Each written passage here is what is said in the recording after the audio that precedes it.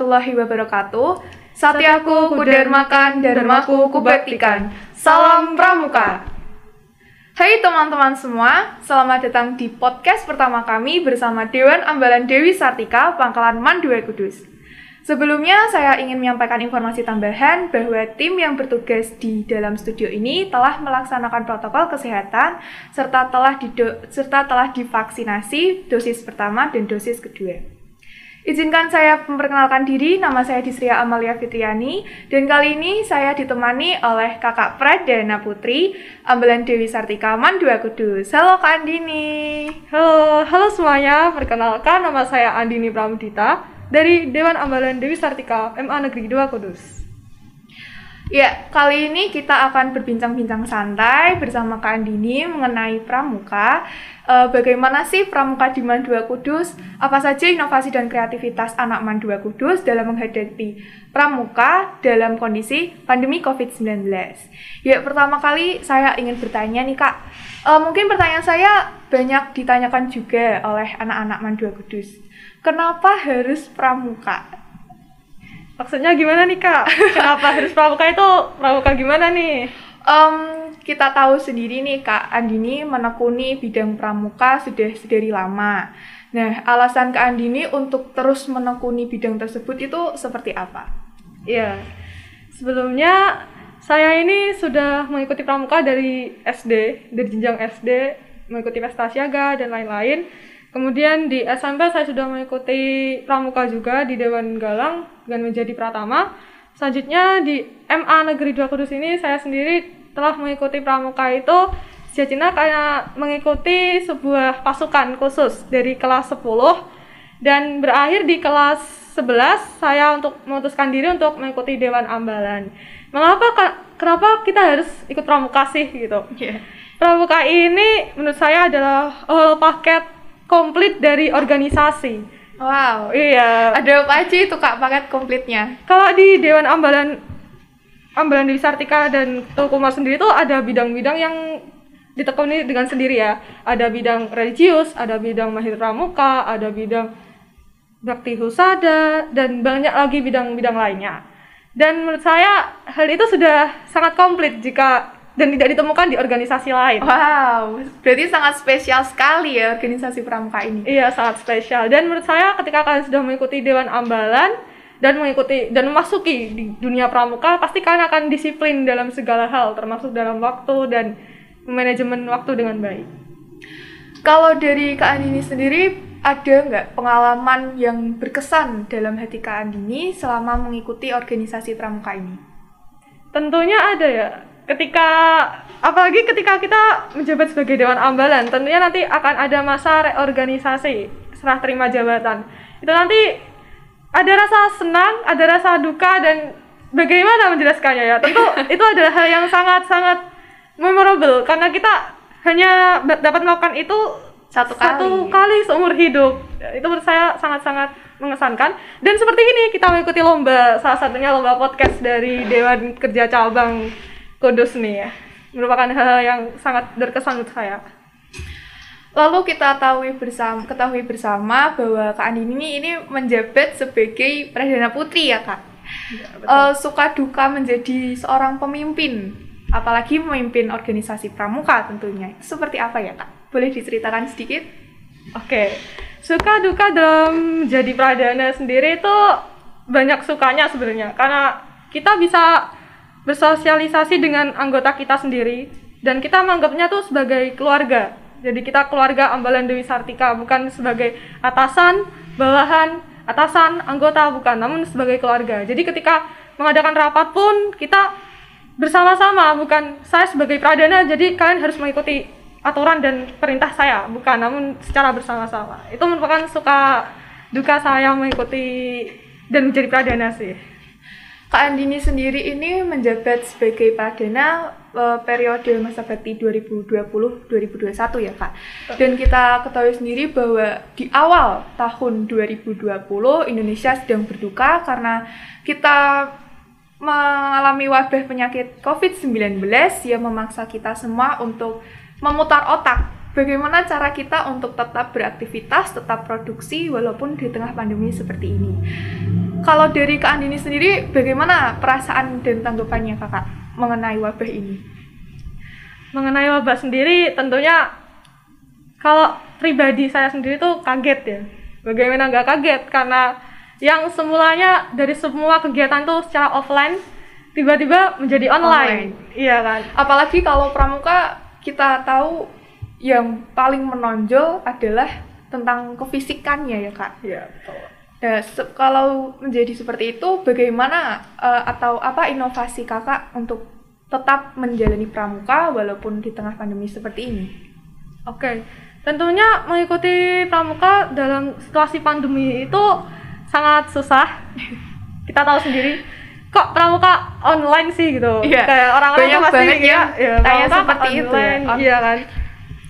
Saya sendiri dan teman-teman melakukan salah satu kegiatan yang secara rutin pastinya, yaitu latihan rutin dengan nama Laron atau latihan rutin online. Inovasi pertama sih itu ya, Laron. Laron itu diadakan melalui via WhatsApp dan melalui via Google Meet. Itu menurut saya sebuah inovasi yang baru dan benar-benar baru, belum ditemukan sebelum-sebelumnya, karena pramuka selalu rutin offline. Iya, biasanya kita ke kelas-kelas ya Kak. Iya. Terus ada ketika praktek uji SKU. Praktek uji SKU kita melakukannya secara individu. Biasanya kalau di sekolah offline, di madrasah offline, itu kan bersama-sama. Nanti ada kakak Dewan Ambalan yang menjadi satu pengujinya. Ya, itu dilakukan secara individu, namun tetap dengan penguji dari Dewan Ambalan tentunya. Terus ada lagi nih, tali temali. Biasanya ada tali temali dan penambahan tentang protokol kesehatan dari bidang bakti husada yang ada di Dewan Ambalan. Oh, kalau seperti itu, bagaimana tanggapan dari anggota pramuka Mandua Kudus, Kak? Bagaimana mereka menanggapi tentang kegiatan tersebut? Apakah mereka bersemangat, senang, atau justru malah mengeluh? Karena kita tahu kalau online, di rumah, sambil rebahan, gitu. Bagaimana kita tetap menumbuhkan sikap disiplin untuk tetap menjalani pramuka ini?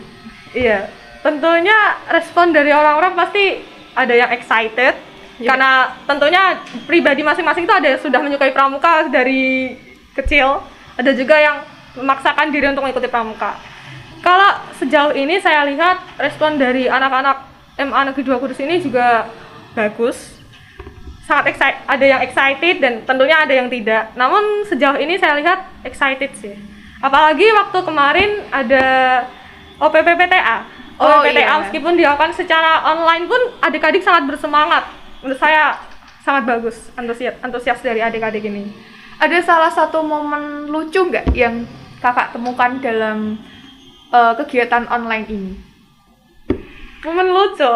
Contohnya kayak disuruh on cam, malah dia lagi rebahan, kayak gitu. Oke.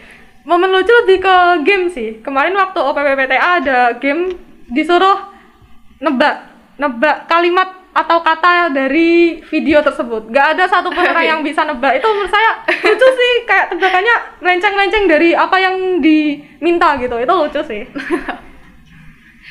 Lalu karena adanya COVID-19 ini, biasanya kan kita ada perlombaan ya Kak, untuk memperingati hari-hari besar atau hari-hari raya ya.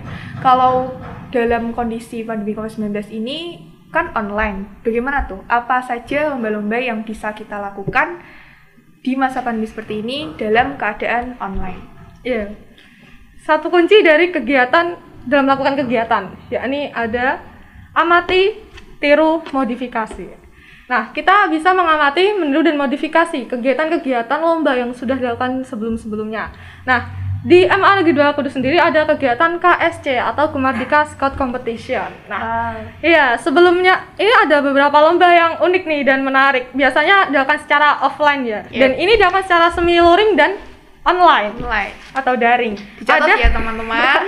Bisa saja nanti tahun depan kalian mengikuti lomba ini. Iya. Sudah mulai persiapan dari awal sepertinya. Ada kegiatan karikatur poster, Wow. LCTP, dan yang terakhir yaitu SMS yang dilakukan secara luring. Ya, seperti itu.